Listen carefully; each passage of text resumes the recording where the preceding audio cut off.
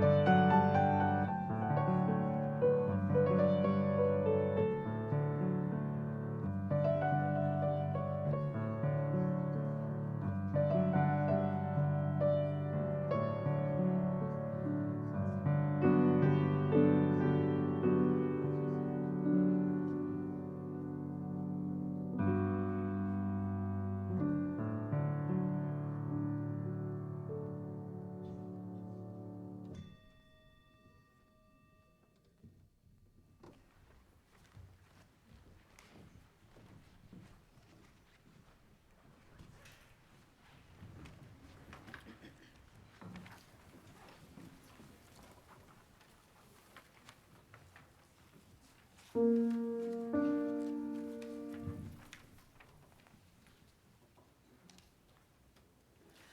world is full of all kinds of people. Inside our blood flows the same. Let's tear down all the walls that we build and start a brand new game. 'Cause you can have a change of heart. Give the world a brand new start. Make a difference today. See the world a brand new way. When you think you can't make a difference, try and you might prove yourself wrong. Say hello to the folks on the other side. Try to get along. 'Cause you can have a change of heart. Give the world a brand new start. Make a difference today. See the world a brand new way. See the soul inside the skin. Find out how each other is doing. Open up your heart and begin to see. Set us free. And have a change of heart. Give the world a brand new start. Make a difference today. See the world a brand new way. And have a change of heart. Give the world a brand new start. Make a difference today. See the world a brand new way. And have a change of heart. Give the world a brand new start. Make a difference today. See the world a brand new way.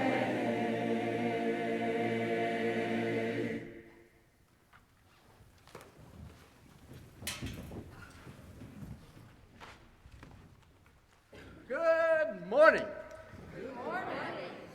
And welcome to the Emerson Unitarian Universalist Congregation of Marietta, Georgia. We are all glad to see you today.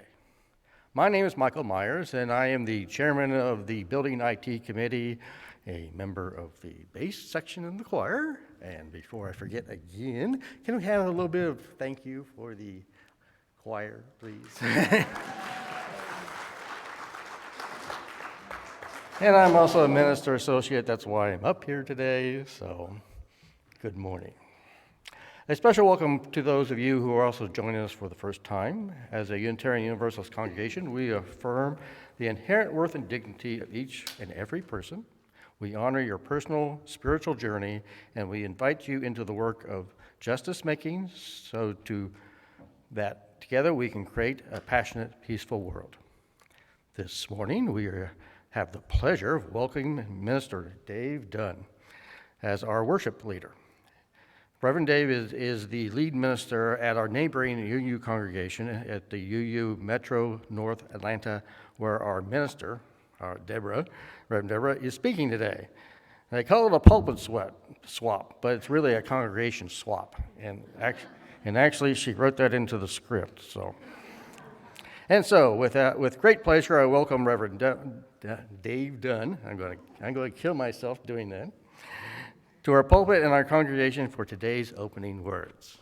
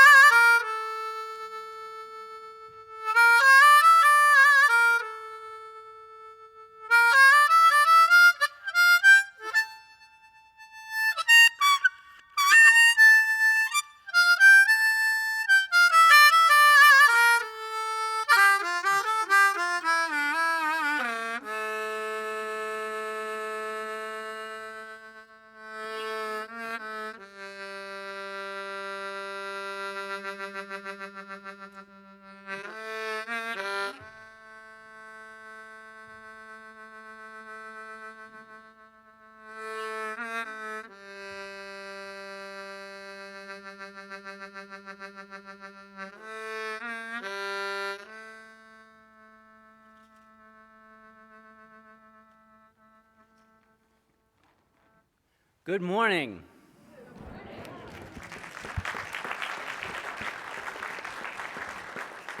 It's so great to be here with you at Emerson. I've tried for years to do a pulpit swap with Reverend Deborah, and I actually had to. She must really love you because I had to pay her to swap. So it's great. It's great to have my congregation in the good hands of Reverend Deborah this morning. And it's great to be here.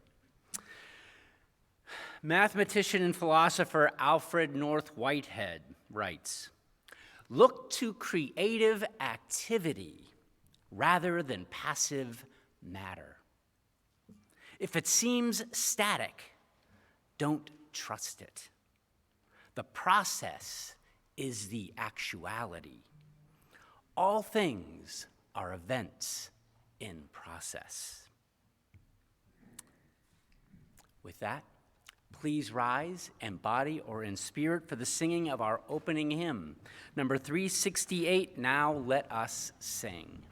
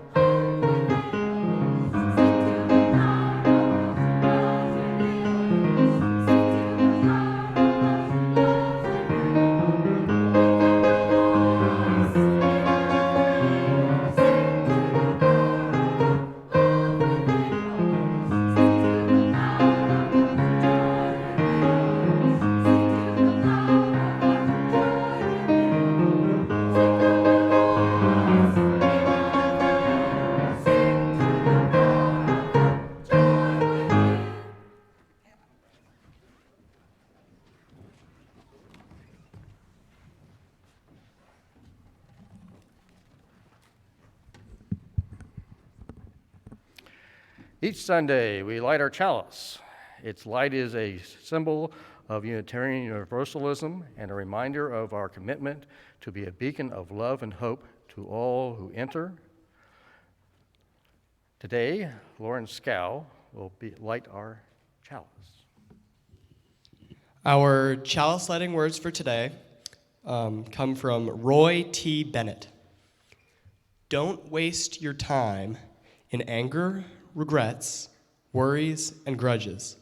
Life is too short to be unhappy.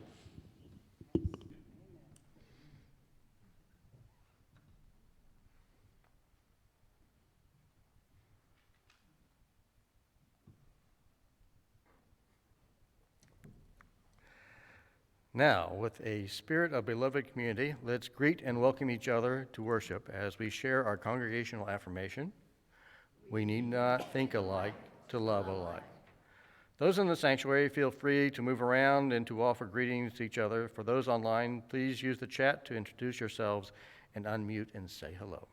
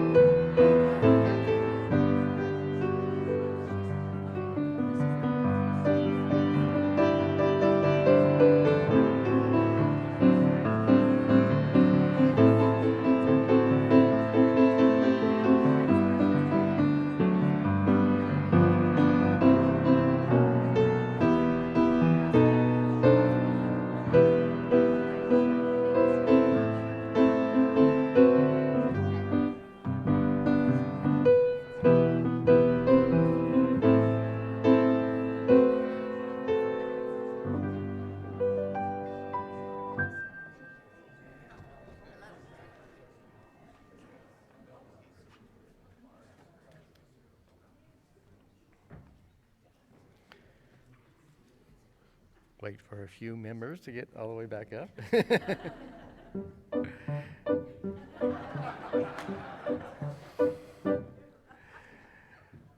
Unitarian Universalism is a faith often referred to as one of deeds, not creeds. It is how we show up in the world that we live our faith. One way we seek to do that is by partnering with other organizations who work to bring love, kindness, and justice to the world. Each Sunday, we collect financial contributions which are shared equally with our partner organization. This month, our basket is shared with Access Reproductive Care Southeast. Their mission is to provide funding and logistical support to ensure Southerners receive safe and compassionate reproductive care, including abortion services. Through education and leadership development, they build power in communities of color to abolish stigma and restore dignity and justice. Their work includes offering a peer-to-peer support groups for those that have had abortions. We encourage each of you to support this vital work. Please offer a donation as you are able, or take one of the cards that describes the way to give electronically. Ways to give are also posted in the chat. All donations, unless otherwise specified, are shared equally with Emerson and our partner organization.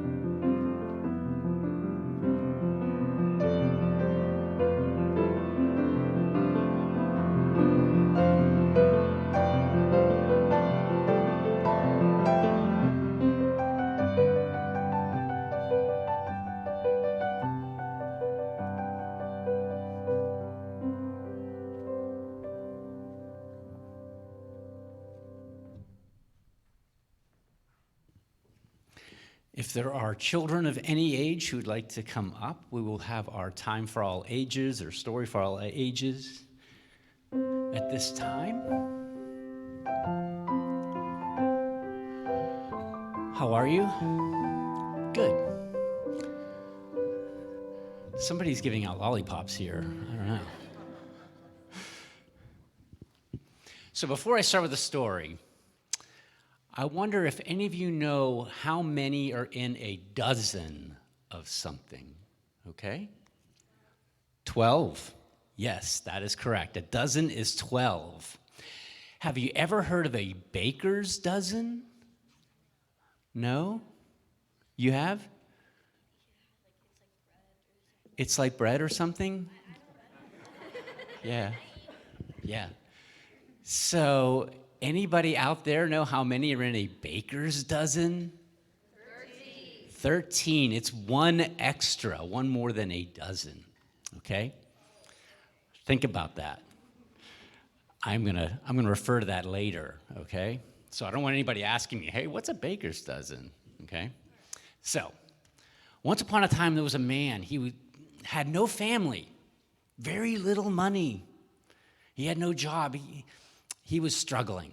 He lived in a very small room, barely enough just to put his mattress down. Didn't have much furniture or anything. He was living a tough life. But there was one good thing, that he lived right next door to the best bakery in town. And the smells, the aroma, the scent coming from that bakery was delicious. Have you ever walked by a bakery or a donut shop and the smell? It's wonderful. Well, he lived right next door to the bakery.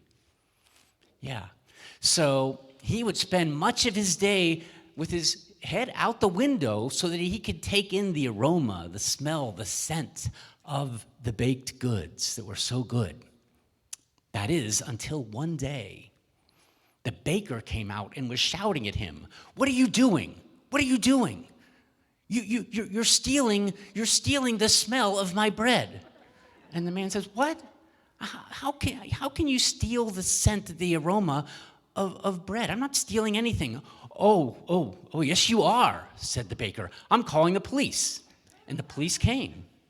And two young policemen came, and they were looking at each other like, what do we do here? And the baker's saying, "You need to arrest this man. He's stealing the scent, the smell, the aroma of my bread. He never buys anything." And the two police officers say, "Well, stealing is against the law," so they took the man, put him in handcuffs, and carted him off to jail. And then they took him in front of a judge, and the baker was there too. And the judge looks at the man and says, "Well, what have we here?" And the baker speaks up and says, "This man here, he is stealing."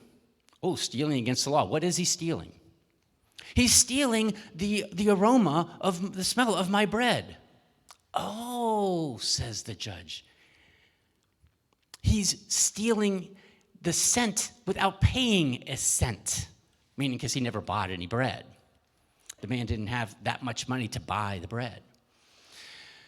So the judge looks at the man and says, "What do you have to say for yourself?" And he's like, I didn't know it was against the law to smell the bread." And the judge said, No. Ignorance of the law is no excuse. "So here's what I want you to do," said the judge. "I want you to go home tonight, and I want you to gather all of the money that you have in your house, every bit of it, and come back here tomorrow, and you will pay the baker." And the baker, big smile on his face.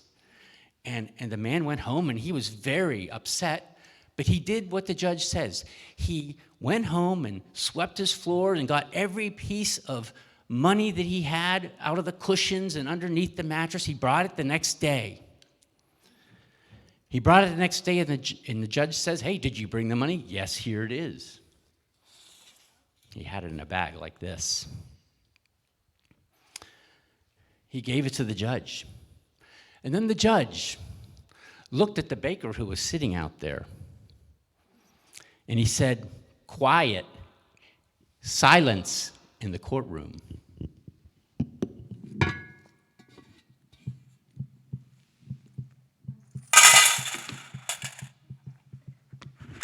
And the judge looked at the baker and said, "Did you hear that?" "Yes, I did," said the baker.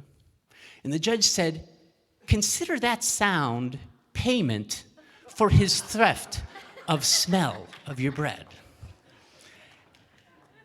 And on top of that, for bringing," he's saying this to the baker, "on top of that, by bringing this ridiculous accusation of stealing of bread, I want you, Mr. Baker, for every dozen of donuts or rolls or muffins that you make, you must now make a baker's dozen, 13.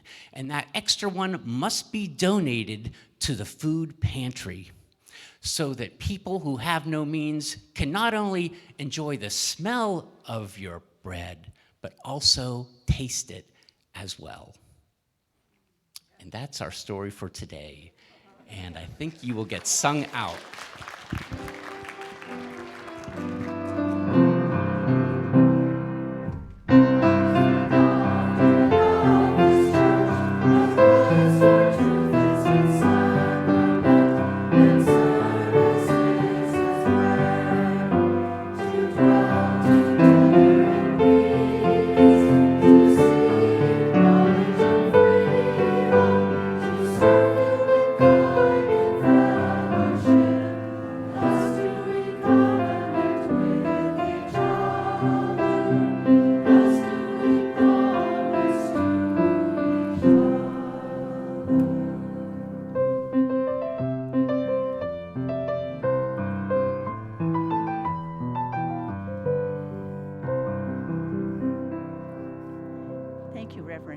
That was a wonderful story. I enjoyed it. Good morning.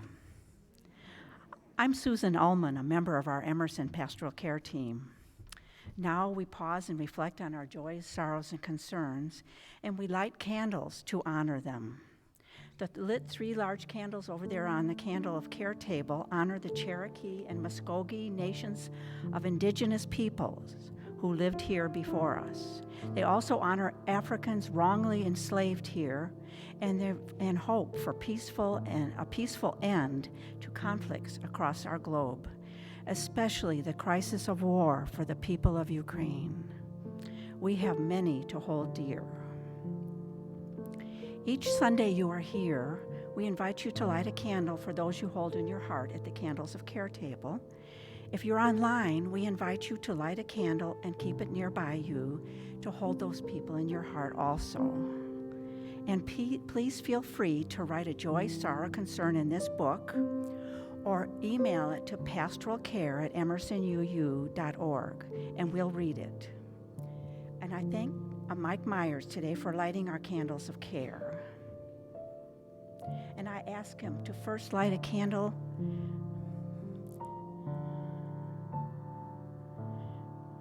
for the many people killed in recent mass violent events and for their families and other loved ones. With our hearts open, let's hold these joys in our hearts. From Laura Hansen, isn't nature amazing? My bulbs are sprouting. The songbirds have started to return. Spring and Imbolc is right around the corner. Yes, it is. That is wonderful to celebrate. And from Christy and Patrick Hausman, we finally got an adoption date. Emily and Piper will become our legal daughters on May 3rd. That's wonderful. And with our hearts open, we hold this concern or these concerns from Gail Paso. Please pray for Jerusalem terrorist attacks in southern Israel. They're profoundly affecting her. And please pray for my friend Deborah Sutton on dialysis with a new diagnosis of lymphoma, and many thanks for your prayers. Joys, sorrows, and concerns remain unspoken, so I ask you to please say out loud, whether here or out there online, or type in the chat the name of whoever you're holding in your heart today.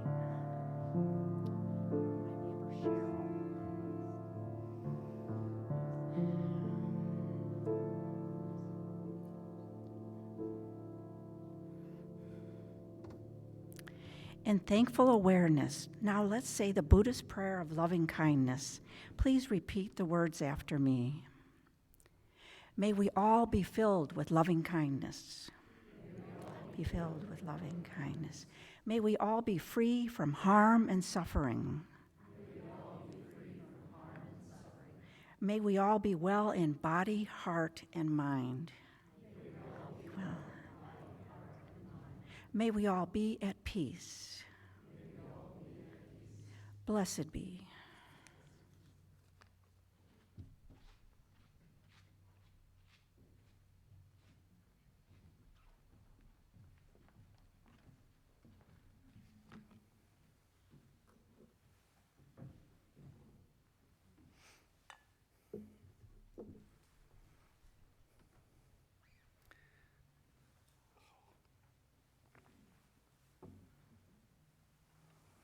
We're going to do a meditation. It's from the writer Barry Lopez. So get comfortable. And you can close your eyes or just look down. This meditation will begin with and end with the ringing of a bell.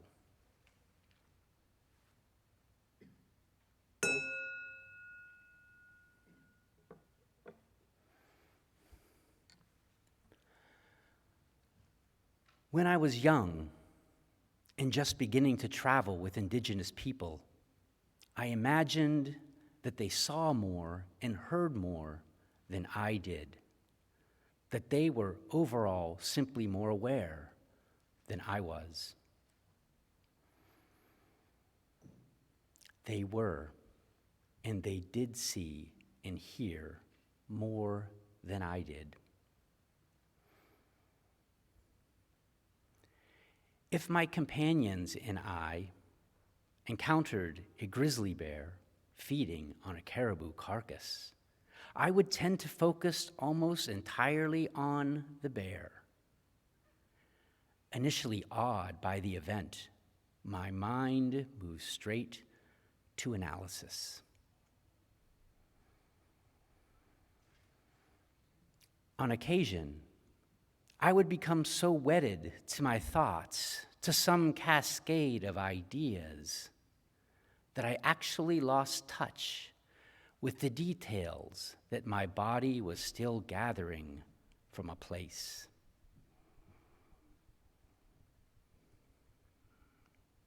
My companions, however, would focus on the part of the world of which, at that moment, the bear was only a fragment.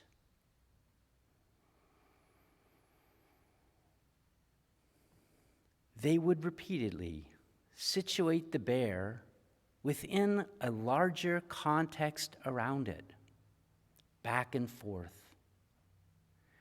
As they noticed trace odors in the air, or listened for bird song or the sound of brittle brush rattling, they in effect extended the moment of encounter with the bear backward and forward in time. When they saw the bear, they right away began searching for a pattern that was resolving itself before them. They began gathering various pieces together that might later self-assemble into an event larger than bear feeding on a carcass.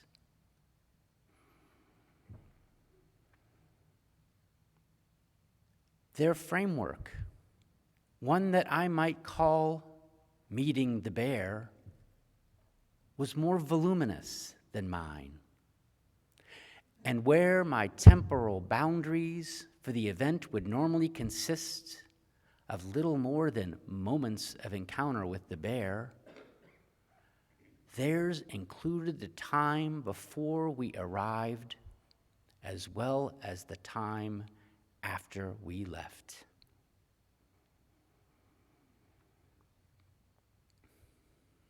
For me, the bear was a noun, the subject of a sentence.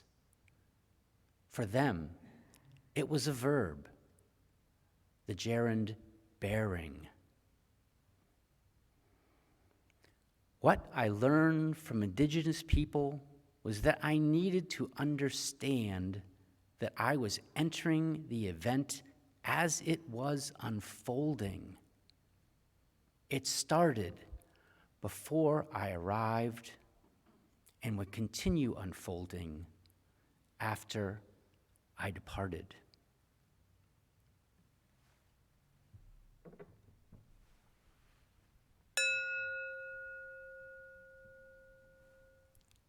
Amen.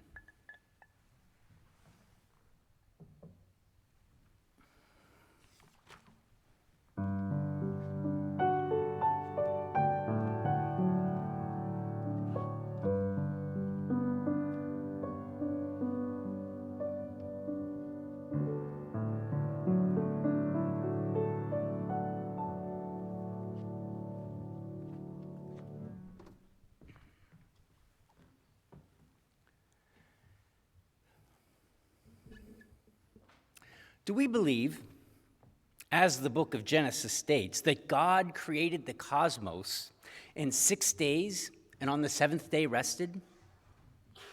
Or are we more likely to say that the cosmos was created in something that we might call the Big Bang?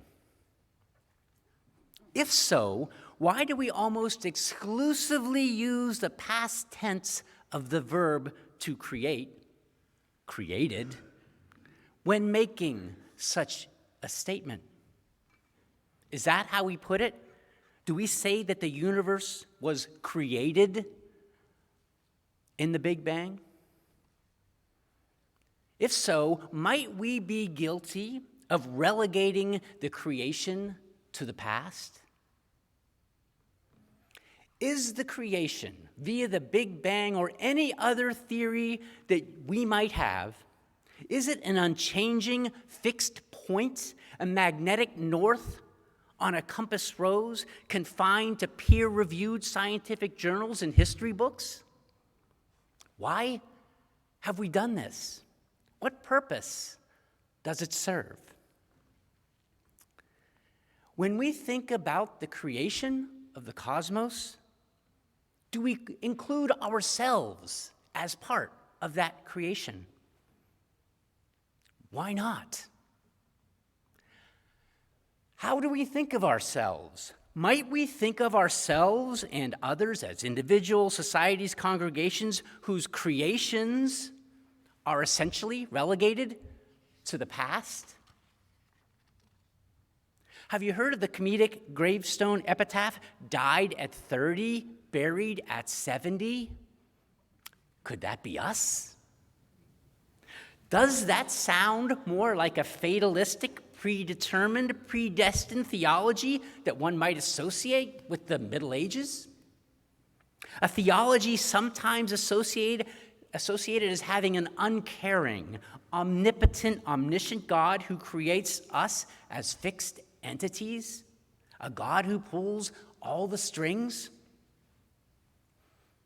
So, could it be that although we may reject the story of the Genesis God that created the cosmos in 6 days and rested on the seventh, we still conceive and live our lives according to a concept of God that is the Genesis God?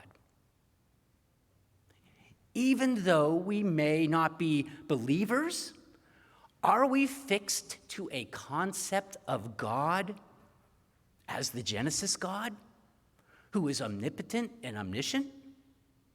Why would we do this?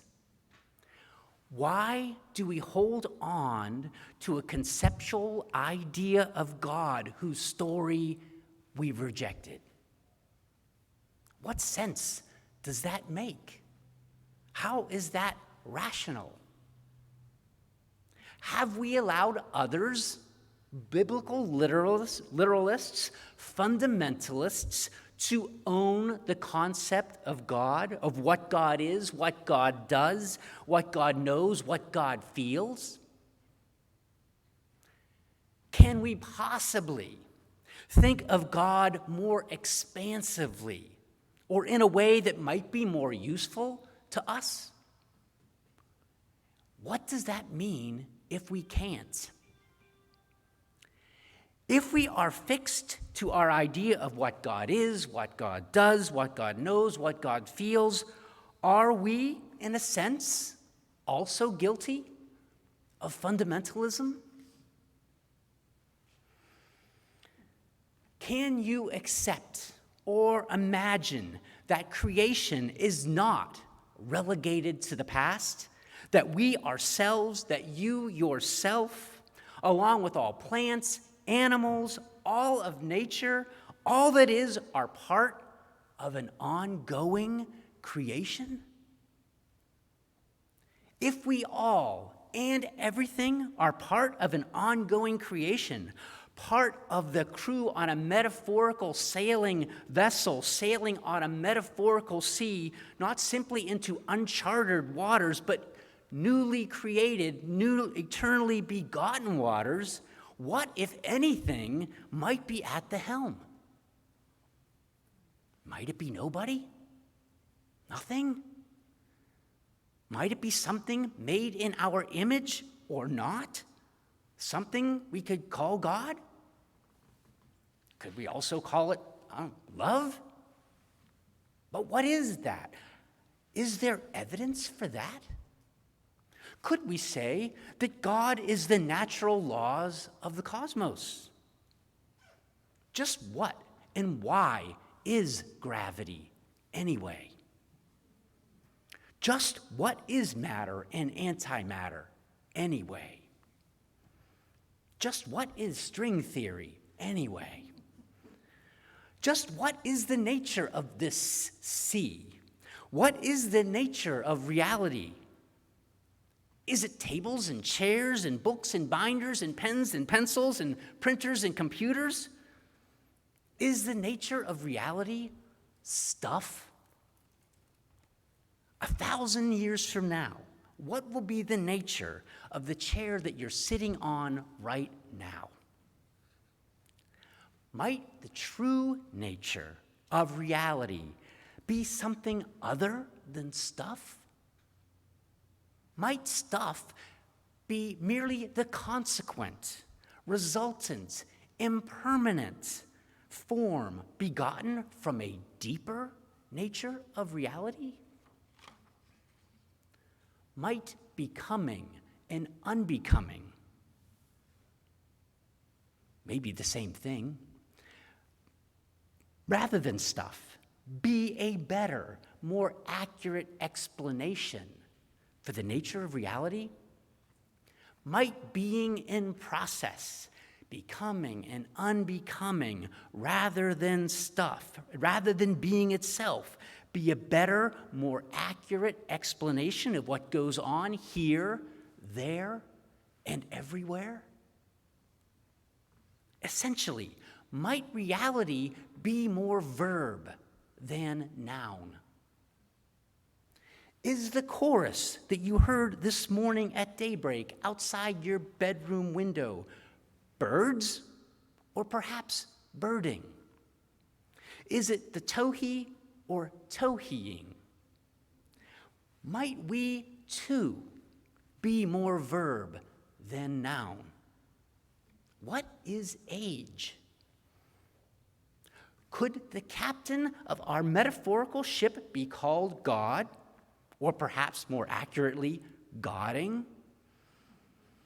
If it's not working for you, could you think expansively enough to maybe stop carrying around that omnipotent, omniscient being God that you were taught by those who claim ownership of God?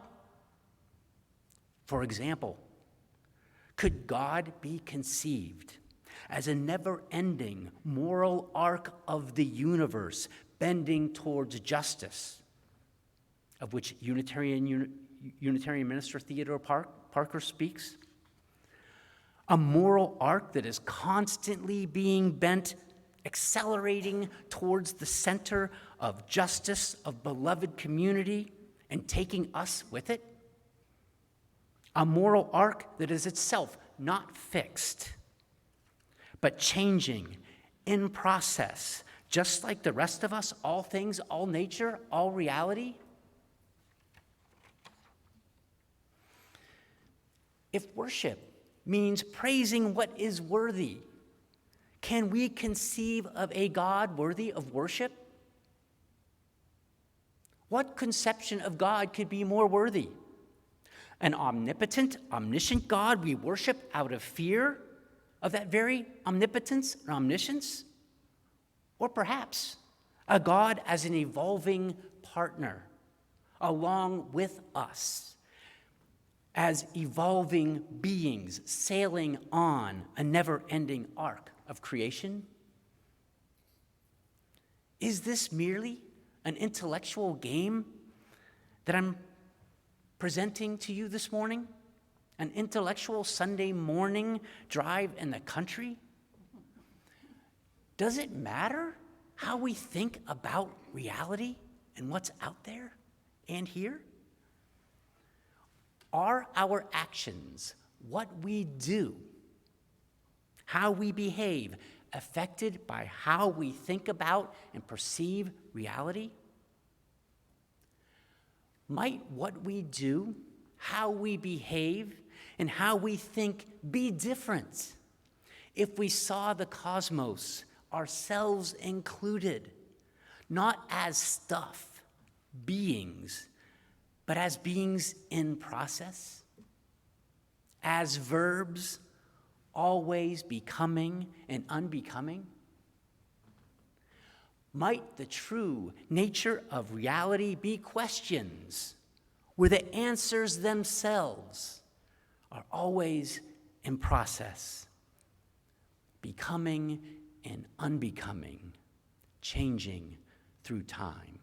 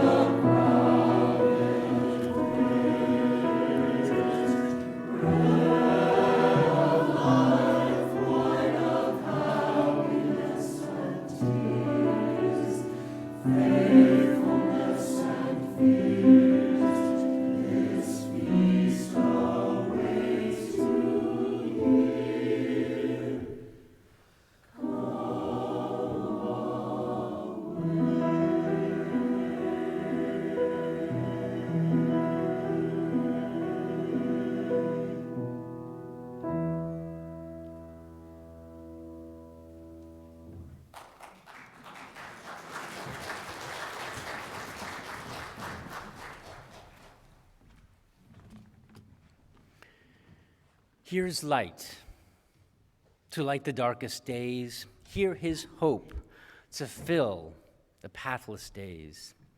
Here is call amongst the crowded ways. Bread of life, wine of happiness and tears, faithfulness and fears. This peace awaits you here. Amen. Please rise in body or in spirit for the singing of our closing hymn, number 23, Bring Many Names.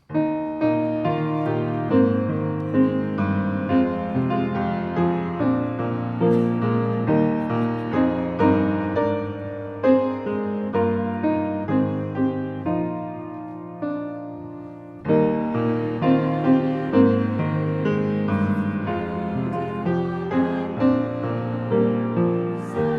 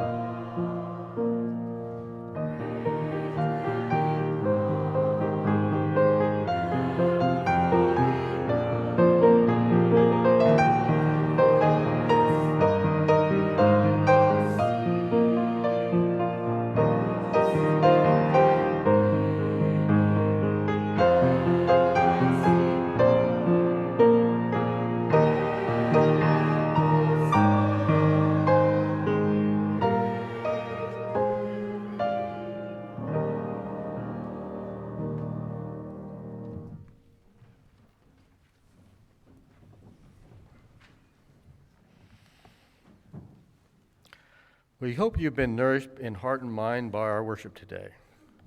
Please plan to join next week as Reverend Deborah delivers the message of science and all.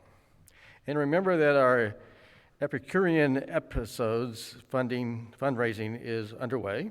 This is one of our major fundraisers for the year and also a wonderful way to get to know your fellow Emersonians and eat good food. Coming up, we have pasta making and wine drinking with Reverend Deborah and her husband Jim at their home, and a Saturday vegetarian cooking class also offered by Reverend Deborah.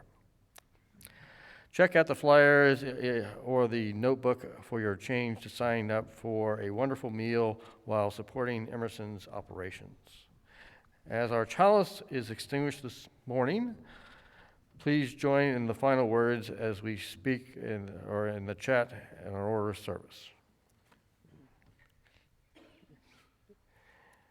We extinguish this chalice, but not the light of truth, the warmth of community, or the fire of commitment.